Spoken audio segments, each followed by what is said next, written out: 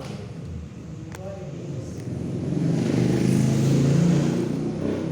Vós mulheres, estáis sujeitas ao vosso próprio marido, como convém ao Senhor. Vós maridos, amai a vossa mulher, e não vos irriteis contra ela. Tem como o marido irritar a mulher? O dia inteiro. É, Jesus. Esse bilhete é verdade.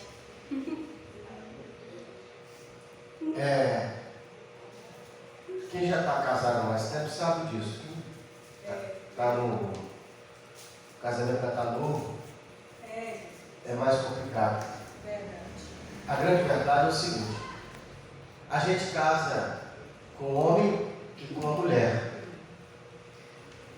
E você precisa, depois de casar, fazer esse homem virar um esposo, um marido.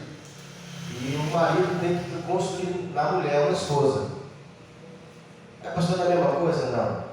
Você casou com a mulher. E muitas vezes essa mulher ainda não é esposa. Entendeu? Você vai ter que lapidar ela, ser lapidado também. Porque os dois têm que crescer juntos, ser moldado. Irmão, a impressão que tem quando você vai morar junto depois de casar, é dois estranhos de casa. Por isso que alguns artistas, eles falam o seguinte: que casamento para dar certo, cada um tem sua casa. Artistas fazem isso. Cada um vive na sua casa. Eu conheço gente, que tem esse perfil. Se conhece? Às vezes já foi casado, está viúvo, os dois se conheceram, já estão bem assim de idade, e aí são marido e mulher, mas cada um na sua casa. Por causa da dificuldade que tem de entender essa questão do esposo e da esposa. Porque tem que ter renúncia da ambas as partes. O marido tem que entender a esposa tem que entender o marido. Casos que pessoas que têm perfis diferentes, e se você for fazer a pergunta, ele nem sabe o que é o perfil, ele nem conhece o dele, ele nem sabe como é que ele nem sabe o que ele gosta, das coisas que ele gosta, e por que gosta daquele jeito. E aí você vai ter esse choque de perfis, e muitos se apressam para casar, não fazem os testes. Por exemplo, por que a igreja, você vai ler a Bíblia, você vai ver a igreja, por exemplo, dando conselho, Paulo dando conselho aos da igreja, para não colocar de julgos iguais. Os casados que vão casar, não se unam com julgos iguais. Parece bobeira isso, mas quando você vai ver na prática, tem toda uma diferença. O que seria o julgo desigual? Idade. Oi? Idade. A idade é um julgo desigual. Você imagina o cara de 45 anos casar com uma menina de 19, 20 anos. 25 anos de diferença. Ele está começando a entrar na maturidade. Ele está mais maduro. Porque, irmão, eu estou com 45. Se eu tivesse o corpo de 20, nessa mente de 40, eu triplicava tudo que eu estou fazendo. Porque a maturidade que é uma pessoa de 40, o que está faltando, pastor? A saúde de um corpo de 20. E quem tem um corpo de 20 não tem dor nenhuma. É Deus, Você verdade. trabalha o dia todo, 10, 12 horas por dia, levanta, vai para a balada, levanta, sai da balada, vai trabalhar de novo. Verdade, Senhor. Você, com 40, você não aguenta mais esse pique. O corpo dói todo. As vistas já não estão mais enxergando como enxergava antes.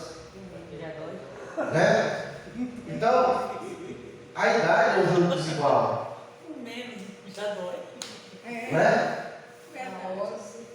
Então, a menina de 19, 20 anos, ou o rapaz de 20, está querendo chegar em casa e sair.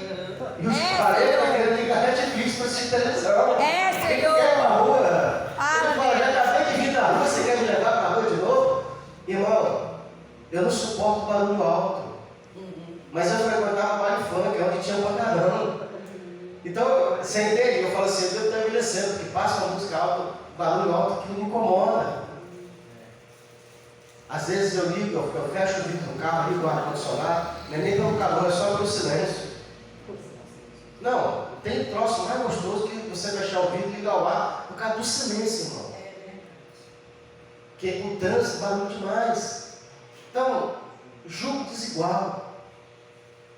Escolaridade, grau de conhecimento também é julgo desigual. A menina acabou de fazer a prova para fazer faculdade, para fazer medicina. O cara é motoboy. Vai dar certo? Vai não, irmão. Não. Daqui a pouquinho o ambiente dela é médico, cirurgião. E o ambiente dele? Preço da gasolina.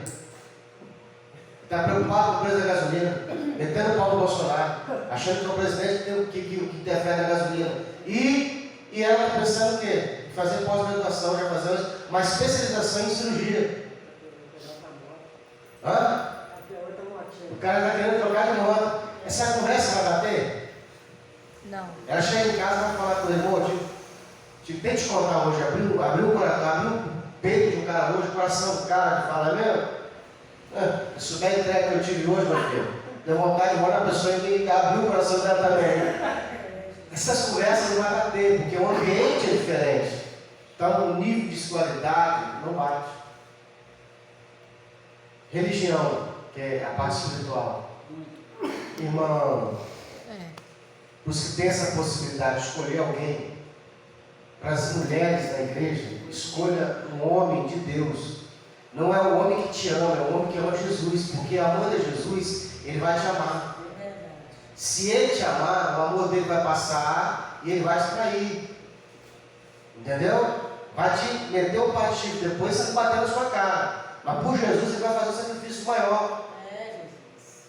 Imagine você, cristão, querendo viver o evangelho pleno, e a pessoa macumbeira.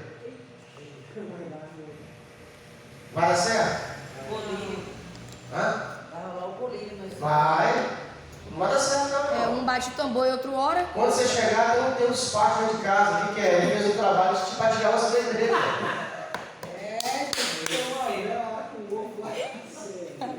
Entendeu o que eu estou falando? Então, julgo desigual.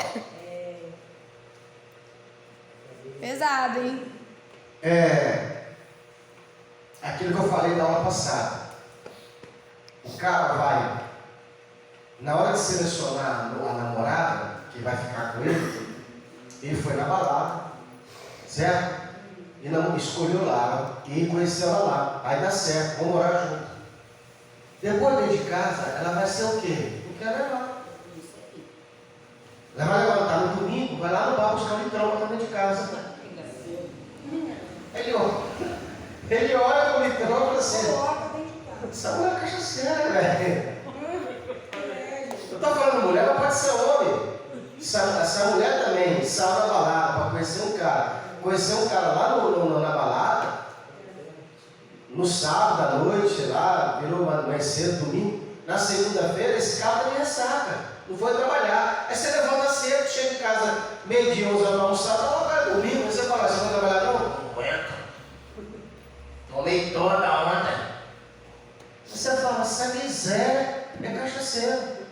Mas você escolheu o cara onde? Foi na igreja? Foi na casa de família? Sabe o que eu mais gosto? Não, pastor, é porque eu amo ele, eu vou orar para Deus converter ele. E ele vai orar para desconverter você. Mais provável. Porque é assim. Se você conhecer o Evangelho e os dois já estavam casados, aí não tem como, irmão. Aí você tem que realmente ir para o joelho e pagar preço. É verdade. Aí eu estou com você, a gente faz um livro aí, da capa preta para a gente ganhar esse nome para Jesus. Pastor, eu queria ver da capa preta. Você bota o nome do cara lá e a igreja vai orar por ele, para Deus salvar a vida dele. Para ele se converter, ou ela também se converter. Aí nós temos que ganhar ele para Jesus, ou ela para Jesus. Porque você está casado, você foi salvo, e o seu casamento está ali, está abalado. Agora, você tem possibilidade de escolher. Você vai escolher um cara que usa droga? Não é só de vez em quando.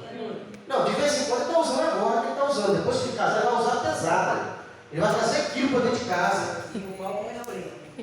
Entendeu?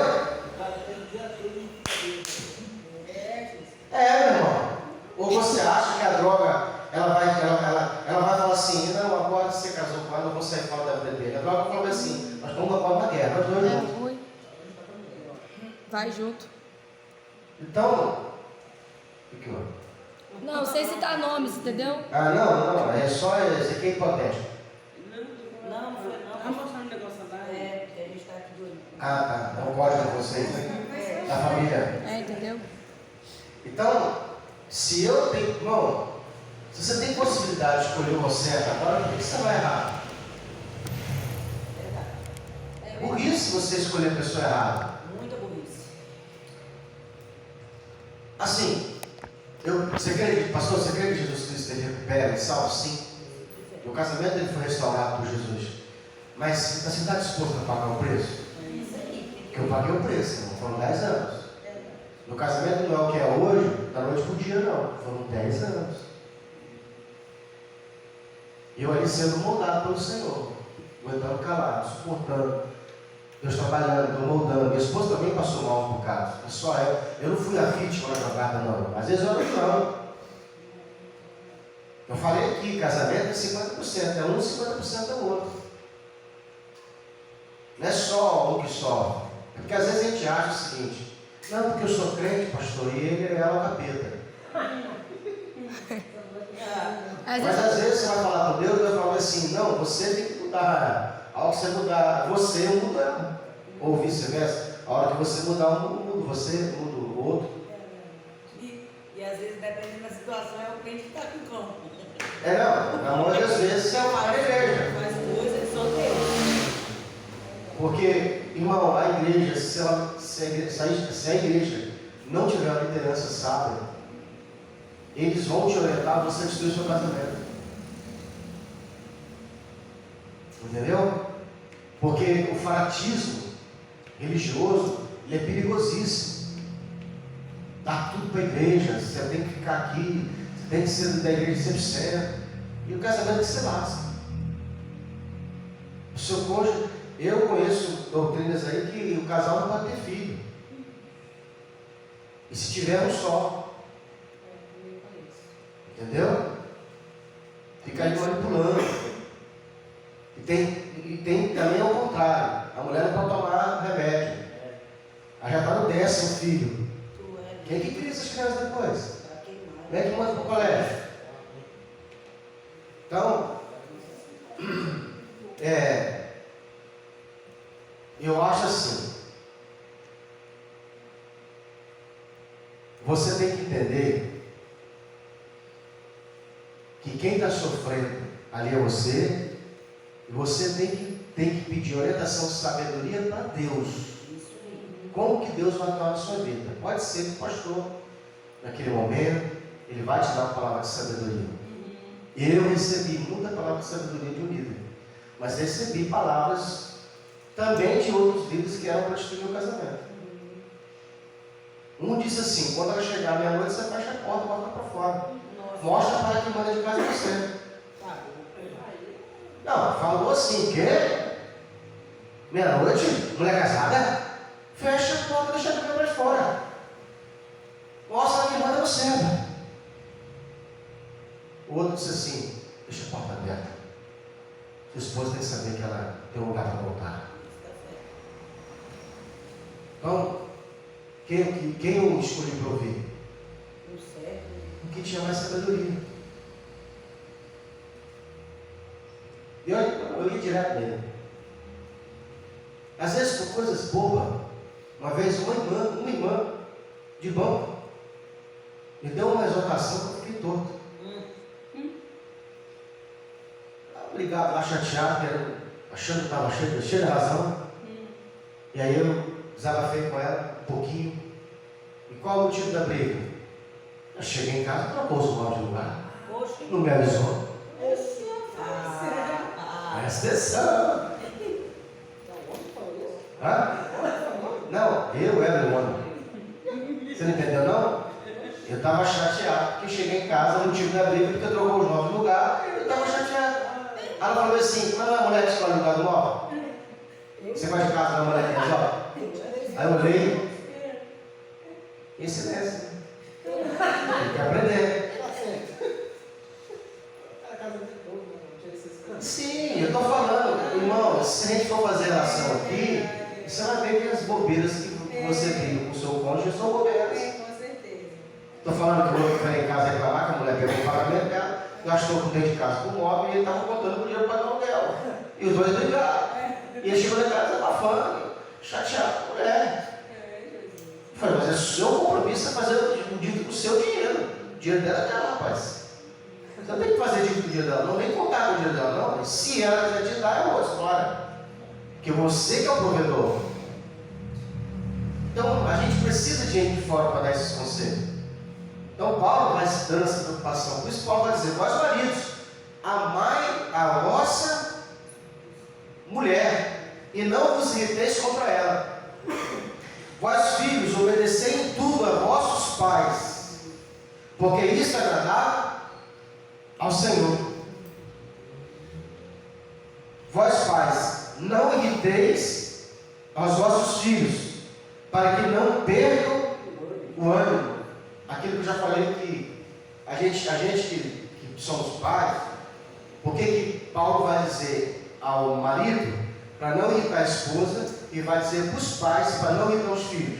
Ele usa o mesmo termo, questão de patente. O maior abençoa o menor. O maior, ele protege o menor. É o maior que tem que entender o menor e não o contrário. Não é nós, pais, que temos que querer que nossos filhos nos entendam. Nós temos que entender os nossos filhos, não o contrário. Porque nós já tivemos a idade deles, mas eles não têm a nossa idade. Estão entendendo?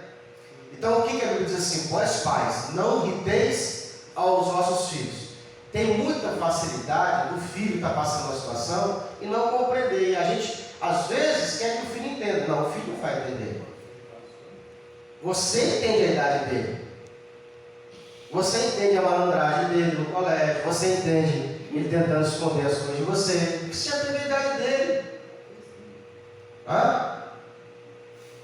E o homem, ele tem que entender a fragilidade da mulher. Porque o homem é mais racional. Irmão, os varões, vou perguntar só para os varões. Você já discutiu com a sua esposa para querer vencer uma batalha, uma discussão? Já? E no final, quem sai ganhando? Elas têm uma estratégia assim, que é infalível. Quando elas percebem que está perdendo, elas começam a chorar. Aí você fala, não adianta ganhar, porque eu vou perder no final de qualquer jeito. Se ela perceber que ela vai perder a discussão, irmão, ela vai chorar. Aí você fala, não, peraí, também não precisa de tanto. Não, então o que você tem que fazer? Compreenda ela. Jesus. Bem diz o sábio.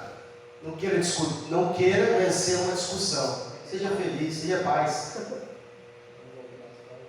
Né? É. A mulher, ela é mais frágil emocionalmente. Irmão, quem sofre mais no enterro dos filhos? É o pai ou a mãe? Com certeza é a mãe. O pai pode sofrer, mas ele suporta mais. Uma vez eu estava vindo do serviço com a minha esposa para Garupa, que mora. Tinha acabado de comprar moto, estava trabalhando junto. E nós viemos de madrugada, às 10 e pouco, nós viemos embora. Lá na Garupa, eu pilotando. E nós estávamos andando na principal, no Nebé, e passou uma caminhonete, uma picapezinha, tipo pampa, do nosso lado assim, pilotando aqui, ela passou do lado. Teve uma hora que ela passou no desnível do asfalto, quando tem aquele pedaço do asfalto, ele fica alto, fica baixo, e tinha um cara na carroceria da picape. O cara se desequilibrou, a gente viu o cara tombando. O cara passou, ele desequilibrou e soltou igual parecia um boneco de pano. Eu olhei e falei, meu Deus, corri, buzinei. Eu estou lá atrás, para mim, buzinando, ver se o cara para, não te vê e tal. Eu fui atrás do cara falar pro cara, você perdeu alguém lá atrás. Aí o cara, ele está meio assustado, pega para voltar. Daí eu comecei a botar no chão, chorando. Mas como é que não fica? Ó, Não existe possibilidade de mudar. mulher é mais emocional, então ela não suporta ver essas coisas. Você entendeu? Então, por isso que Paulo está dizendo, é dever do homem entender a mulher e não querer que a mulher entenda ele. Ela não vai. Se ela for inteligente, sabe, ela vai buscar entendimento, mas dependendo da luta, por exemplo, quando Deus prova Jó, a gente sempre vai pregar, vai falar de Jó. Jó foi provado, homem de Deus, Deus deu testemunho, mas irmão, a mulher de Jó passou as mesmas coisas que Jó passou. A luta que Jó sofreu, ela também sofreu. Pode falar? E assim, só para complementar, na verdade, aí demonstra, né, a fragilidade da mulher. Porque mesmo que ela sabia que Deus estava com eles, mas nesse momento foi tão pavoroso para ela que ela não quis saber de Deus, que para ela, que se ele existisse, não tinha permitido, porque os filhos todos morreram, tudo acabasse, e o homem que dizia seguir a Deus está naquele estado. Entendeu? Então, ela vai falar aquilo que não podia falar e Deus não vai cobrar dela. Infelizmente. Que quem estava na prova não era ela. De quem Deus foi cobrar o pecado no jardim? Foi da Adão ou foi da Eva? Do Adão. Os dois foram responsáveis, mas Deus cobra de Adão porque Adão é a cabeça. Porque o Adão, o homem, ele é a matriz. E é da matriz que Deus vai cobrar. Porque Deus tirou a mulher do homem e não ao contrário. A mulher não veio do homem. O homem não veio da mulher, foi a mulher que veio do homem. Ou seja, Deus tirou a mulher da matriz. E é só por isso, irmão, que a mulher não pode ter cargo de liderança na igreja. As mulheres são muito competentes, são até mais competentes do que os homens. Mas aonde tiver uma igreja estabelecida, tem que ter um cabeça homem. Entendeu? As mulheres podem exercer cargos de liderança? Pode, debaixo de uma autoridade masculina. Ela tem que ser submissa a uma autoridade masculina. Porque eu já vi casos onde a mulher emocionalmente deixou as emoções julgarem aonde a palavra de Deus deveria ser julgada. Entendeu? Por questões emocionais. Então, aos poucos a gente vai falando sobre isso. A gente tem que tomar cuidado com as exceções, não fazer da exceção uma regra. Deus pode levantar uma mulher para fazer um trabalho onde o homem não fez. Mas isso não faz virar uma regra, uma lei. Não dá direito igual.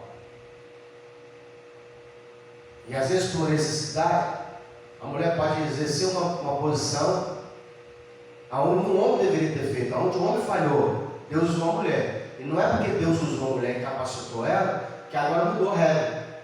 Não, a regra é essa. Por exemplo, regra, é lei, que você não deve ultrapassar o sinal vermelho. Então toda vez que você vê o sinal vermelho, qual é a lei?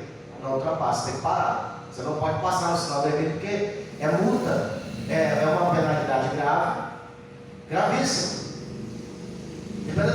acertar ainda pode ser, né? Mas é você está com uma pessoa dentro do seu carro, dando socorro entre a vida e a morte. Ou então você está vindo num lugar que é extremamente perigoso, e o sinal é vermelho. Se você parar, você pode correr o risco de ser assaltado. E aí você, na exceção daquele sinal, você faz o quê? Viola a lei. Você fura o sinal. Vou imaginar que tem uma viatura ali. E aí a viatura vê você furando. A viatura vai atrás de você. Te para. Aí, no que ela te para, aí você fala para o guarda: eu furei realmente, mas é porque eu estou com uma pessoa aqui entre a vida e a morte. Eu preciso ir lá para o hospital. Ou então você fala assim: eu furei, e eu justifico porque o local tem muitos acidentes muito graves, e ali muitos já foram assaltados, não tenho segurança em parar naquele lugar e esperar o sinal abrir. É tanto entendido isso pela legislação, que agora, dependendo do horário, em alguns lugares, o sinal já não fecha, fica amarelo. Por quê? A própria legislação entendeu que isso é verdadeiro, que ao final da noite o sinal pode ficar fechado. Semana passada, na terça-feira, nós fomos embora, eu entrei numa rua para a gente ir embora, a gente sempre passa por ela. Já era umas 10 e pouca da noite, e aí o sinal estava fechado. Eu não ia avançar o sinal, mas eu sempre, quando eu vou parar nesses lugares, eu deixo o meu carro na esquina, porque eu quero olhar para um lado, para o outro, para ver se não tem ninguém me enquadrando ali. Porque as faixas de pedestre, muitas vezes elas estão numa posição, você tem que parar antes, senão você fica sem foco de visão. Aí o que eu faço? Geralmente eu ponho o carro na esquina, porque se o cara vem atrás para fazer o bote, e eu vejo que não tem carro, eu avanço, não vai embora. Se o cara vier de cá, eu estou vendo, também vai embora. Então eu preciso me respaldar. Eu não foi o sinal, eu parei e fiquei aonde? Na esquina, olhando para um lado para o outro, olhando para o sinal. Tinha um pedestre, irmão. 10h40 da noite, um pedestre. Vou fazer a cena que foi engraçada.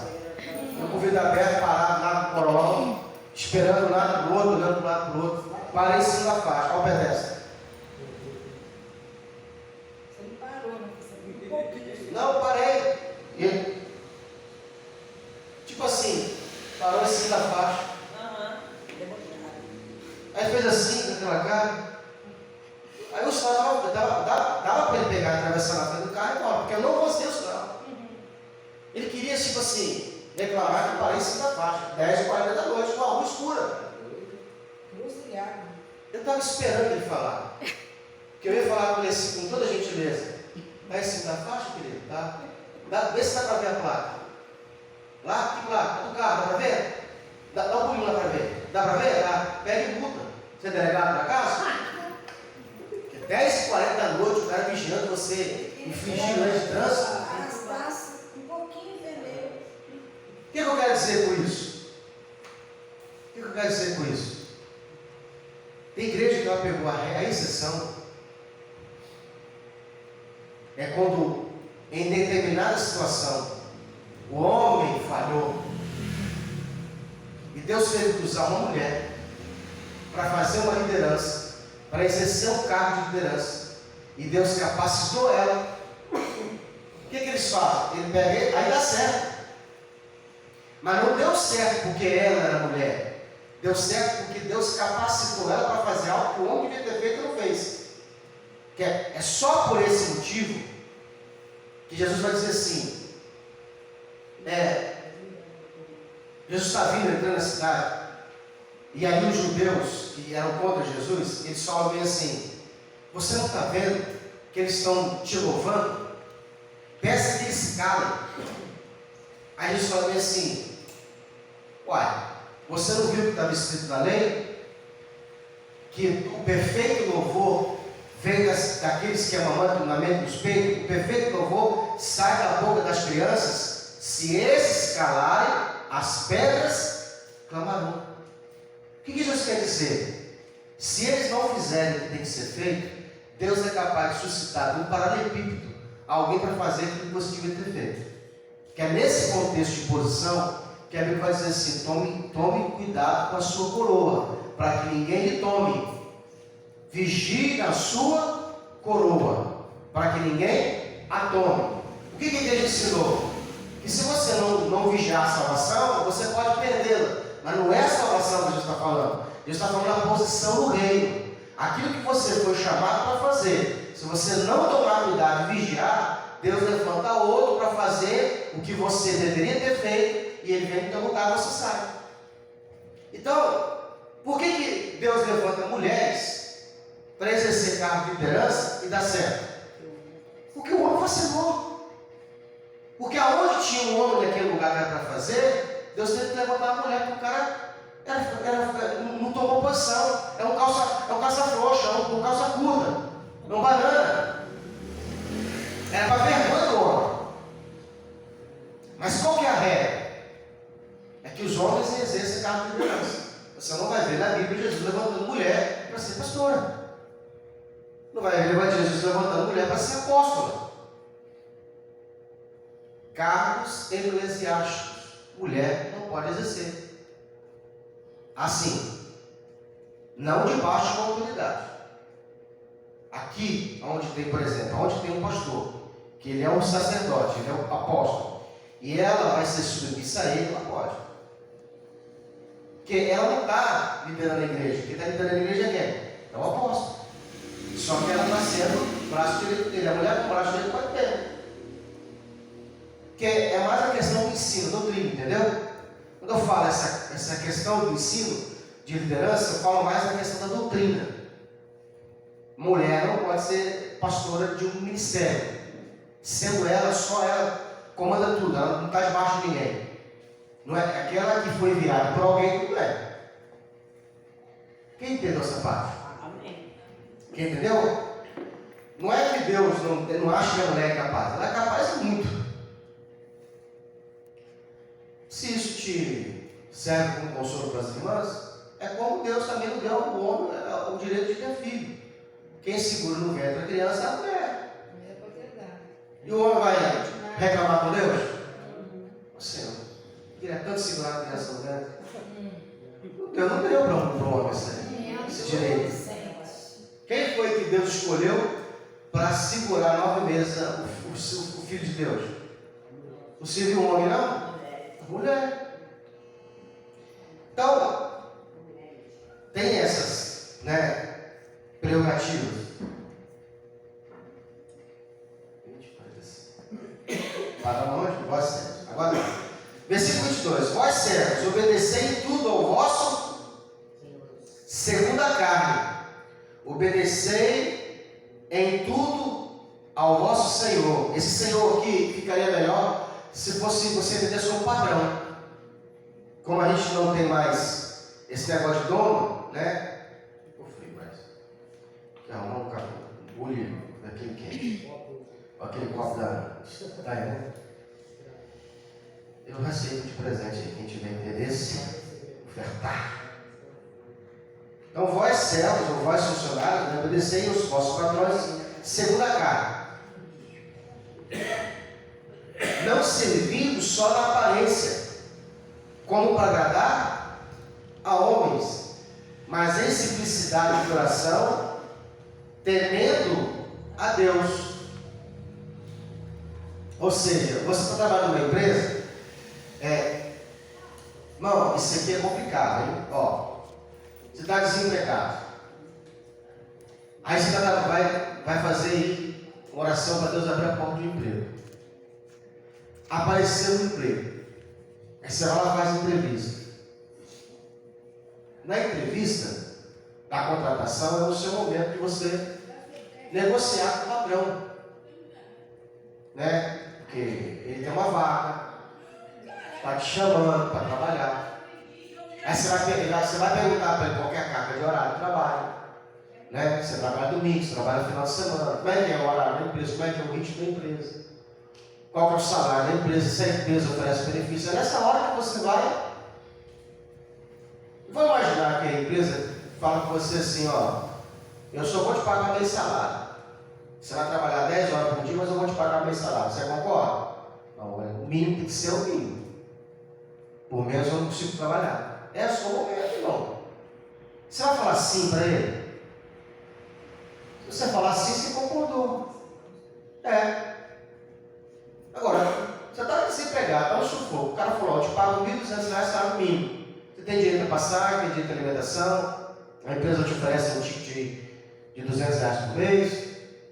A gente trabalha aqui no horário de comercial, sábado está 2 horas, domingo você está em casa de folga. Pode ser que eu te preste você para trabalhar no domingo, mas a gente paga hora isso. Essa é a hora que o patrão fala. O seu trabalho é esse. Aí você faz o quê? Geralmente a pessoa quando vai nesse dia, ele está tão desesperado que se o patrão falar com ele que paga menos um pouquinho, aceita de si mesmo. Mas é só passar o primeiro mês que ele começa a fazer o quê? Desonrar. Olha lá, né? Escravo daquele lugar. Aqui eu só tenho 2 alegrias. Quando eu vou embora, quando eu recebo. É verdade, Senhor. Você está servindo de crente como crente nessa hora? Irmão, olha o que eu vou falar aqui. Você tem que ser a pessoa mais insatisfeita com o seu salário do mundo. Mas nunca mal agradecida. Você tem que ser descontente com o seu salário. Nunca esteja contente com o que você ganha, mas seja agradecido pelo que você já conquistou.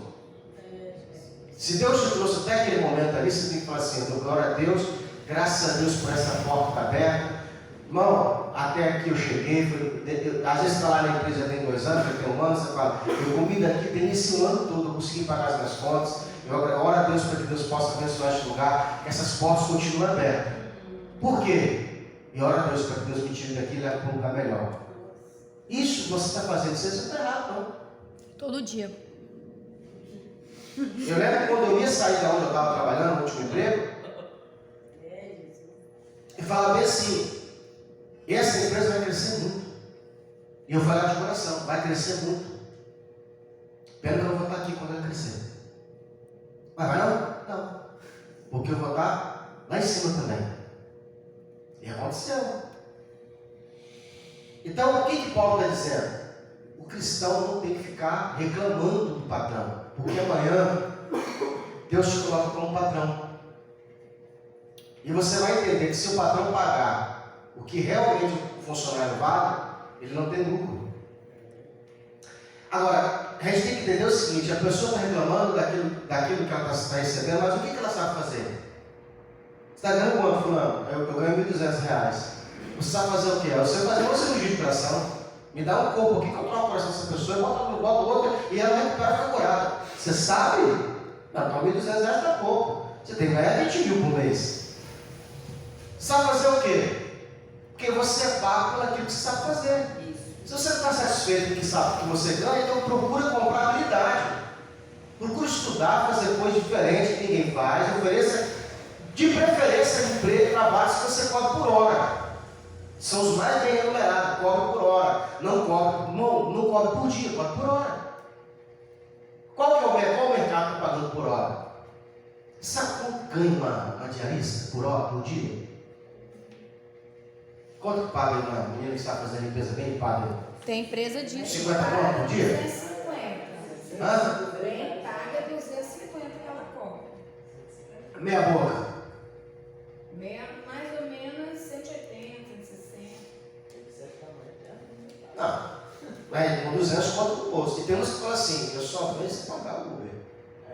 O mínimo é 750. Mínimo. E fala assim: ó, pagar um Uber pra mim. Não volta pra casa de novo, não. Isso aí sem limpar. Tem que dar comida, tem que dar passagem. E também a pessoa tem empresa disso que a pessoa escolhe: você quer o quê? Arrumar casa. Você quer diarista ou você quer a diarista? Ela vai limpar tudo, né? Ela não vai limpar chão, ela não vai lavar vasilha. Ela vai limpar armário, ela vai limpar geladeira. Tem uma que nem armário abre. Tem função, você ganha pela função. Você tem que fatiar o serviço. O que você quer que eu faça? Você quer que eu faça a faxina pesada? Eu vou pegar as roupas do guarda-roupa todinho, vou sair fora, vou sair limpando o guarda-roupa, jogar a geladeira lá de cabeça baixa, limpar tudo. O que você quer que eu faça? Ou você quer que eu só que eu dou arrumado na casa? Nós temos 3 preços, ó. A que sabe trabalhar, nós temos 3 preços: 150, 200 e 300 reais. A de 300 reais, se eu botar a sua casa de cabeça para baixo, você não vai nem conhecer ela. Se bobear, a gente vai até o piso. Dá uma garibada ali, né? Lá em casa foi assim. As ideias fazer isso. E aí, de preferência, o que você faz? Você também empreende. Você pega por 300 e leva um ajudante com você, que você pagar para 70 reais.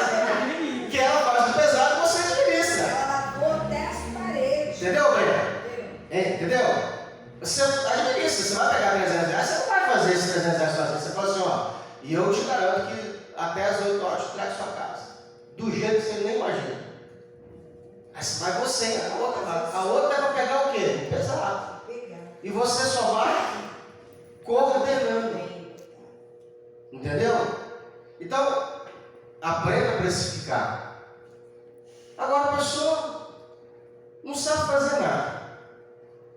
Ela é tão incompetente que nem o que manda ela sabe fazer. Você já viu aquele funcionário aqui que nem mandando você sabe fazer o que você mandou? Não, tem patrão que tem que mandar. E nem mandando ele faz. Então, olha só, seja descontente com o que você ganha. Descontente. E grato pelo que você já conquistou. Nunca amaldiçoe o lugar onde Deus está te colocando naquele momento. É só uma fase. Sim. Não, vai ficar a vida toda ali. É verdade. Não vai nunca passar de fase. Porque é só um teste, irmão. Ele falou assim uma vez, é aqui que você leva como seus filhos. É aqui que você paga suas contas, paga suas dedas, vai ficar amaldiçoando. É dali onde vem o que você paga. Irmão, eu já trabalhei por R$38 para entregar marmitex. Já trabalhei por R$38 para entregar marmitex. Por 35, já trabalhei por R$20. Quando eu entrei nesse lugar, o cara falava assim, ó, eu tenho 3 motoboy que recebem aí uma diária de R$40, R$38. Mas eu preciso de um cara para dar uma força de meio-dia até 1h30. Eu vou te pagar R$20 e vou te dar o almoço. Eu estava desempregado, irmão. Eu falava assim, obrigado, Senhor. Todo dia eu tenho R$20 no bolso. Fui lá, aí o cara viu meu serviço e falou assim. Aí teve uma discussão, o outro estava insatisfeito, metendo o pau na empresa, reclamou da comida, reclamou do local, do patrão, até da esposa do patrão dele lá trabalhava e reclamou. Aí dispensou o cara e falou assim, que bom, Renato, surgiu uma vaga. Agora você está conosco na equipe. E aí vai melhorando. De lá você pula para outro, para outro, para outro. Daqui a pouquinho Deus tira você daquele lugar que você honrou e te coloca você numa posição melhor. Exatamente. Tudo é uma fase. Você tem que aprender. Às vezes Deus colocou ali só para você passar aquele momento de fase. Aprenda tudo, colhe tudo. Olha para aquilo ali e fala, por que eu estou aqui? Senhor, estou aqui para mim aprender alguma coisa. Sabe que é para poder, às vezes, só para tirar o seu orgulho. É te humilhando para Deus tirar teu orgulho. Todo teu orgulho vai embora, Deus te tirar. Diga. E às vezes isso aí também, né, pastor? Igual acontece essas coisas aí, é justamente para mais na frente você aprender a dar valor onde você está. Porque você vai lembrar de onde você veio, da onde você começou. Então, no muito, você vai lembrar. Aí é onde você vai ser uma pessoa humilde, onde você poder ajudar até outros também. Sim. Então, tem muito a ver com isso aí. Olha o que Paulo está falando. Vós, servos, obedecei tudo ao vosso Senhor, segundo a carne. Irmão, é claro que quem vende a hora ou trabalha para o patrão, o que fala assim, obedecer em tudo? Você vai aprender a engolir sapo. E se for sapo, tá bom, irmão. Que de vez em quando você engole um elefante, um boi. Misericórdia. Você tem que entender isso aí, que está ali. Não é fácil para você, não é fácil para quem também está empregando. Porque a sua preocupação é de dar conta do que foi mandado. A preocupação do patrão é de arrumar recursos para poder te pagar. Quem é empreendedor vai entender o seguinte, que muitas vezes o patrão ele consegue no faturamento pagar os funcionários, os fornecedores, ele fica por último. Se sobrar, tira o dele. E às vezes não sobra. Entendeu? Mas ele tem que honrar os funcionários. Eu lembro que várias vezes a gente tinha reunião com a empresa, a gente queria um aumento assim de 10%. O patrão falava, não consigo dar porque é um aumento muito grande. Não é só um funcionário, são 500 cabeças, 1000 cabeças. O custo da empresa fica muito alto. E ele falou assim, se eu der para vocês, eu vou estar entrando num endividamento muito grande, daqui a pouquinho vou começar a atrasar salário para vocês. E se ficar muito pesado para mim, daqui a pouquinho eu não consigo honrar os fornecedores, a gente vai fechar a porta. Ele falou, eu tenho que tirar. Vocês têm que tirar? Porque eu, se eu fechar a porta amanhã, ele falou, eu pego o dinheiro que eu coloquei no capital, vendo o patrimônio, vendo os carros, vendo os caminhões, vendo os negócios, pego esse dinheiro, boto na cabeça de gado, eu não vejo cabeça de gado. E vocês vão fazer o quê? Então, o funcionário tem que entender o seguinte: aquela porta está aberta por causa dele. Então, seja grato no momento que Deus te colocou, onde Deus te colocou. Vós, servos, obedecei em tudo ao vosso Senhor, segundo a carne, não servindo só a aparência, como para agradar os homens, mas em simplicidade de coração, ou seja, tira a soberba. Tem gente pobre que não tem qualificação e é soberbo. Tem? Posso falar um negócio para vocês, irmão? Pode parar aí, vídeo, cara. De coração, ou seja, faça o melhor, não faça pelo dinheiro, faça o melhor. Não ganhou bem também, ele faz conta que paga, faz conta que trabalha. Não faça isso. Faça ao Senhor. Eu vou contar aqui rapidamente uma experiência para vocês entenderem. Disse que uma das franquias, essa história foi real. Disse que uma das franquias do McDonald's foi trocada a gestão. O McDonald's fez uma gestão, um rodízio de gerente, e aí foi um gerente novo para uma determinada loja. E esse gerente fez uma reunião com a equipe e anunciou para a equipe o seguinte: que o McDonald's, ele é uma franquia, né? Você quer ter uma loja do McDonald's, só você arrumar R$1 milhão e ter uma franquia. E aí esse gerente chegou lá e falou assim: vamos fazer algumas mudanças aqui para que a gente possa melhorar o nosso atendimento. E ele falou assim: a partir desse mês que vem vai ter um rodízio entre vocês. O cara que está no caixa, ele vai vir servir na mesa. Que está servindo a mesa, vai ficar batata. A que está ficando batata vai vir para o caixa. Cada mês, um vai aprender o que o outro faz. E ele falou assim: por que isso? Para que o que frita a batata entenda o que passa e o que serve a mesa. O que serve a mesa é entender como que o caixa passa. Cada um vai se ver na pele o que o outro passa e outro. Que a empresa ganha com isso. Vamos qualificar todo mundo, não vai ter mais diferença salarial, todos vão receber. O que todo mundo recebe vai crescer igual, padronizado. E se porventura um faltar, o outro sabe cobrir o outro. Porque você sabe fazer tudo que o outro sabe fazer.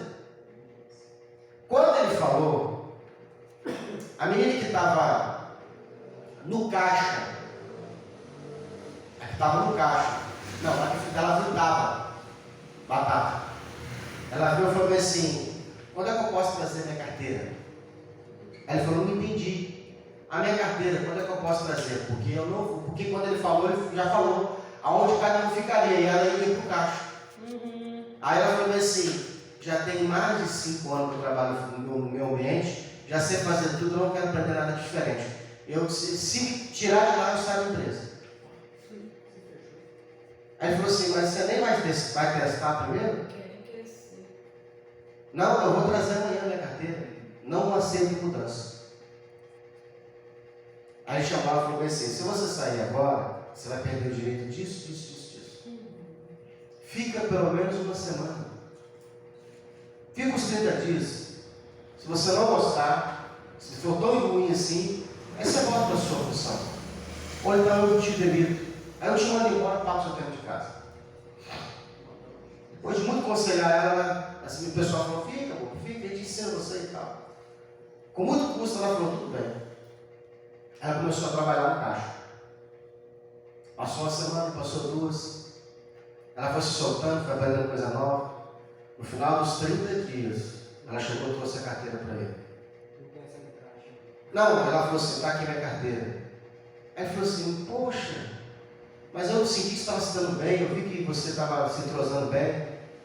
Você realmente vai sair? Ela falou assim: vou, mas vou sair por outro motivo. No caixa, eu conheci uma outra pessoa que gostou do meu trabalho e fez uma proposta para ganhar um pouco melhor. Se ela não vai, Janela. Porque ela era boa no que fazia. Então ela foi para lá fazendo também o que ela fazia. E lá ela conheceu outras pessoas. Deixa eu falar uma coisa para você.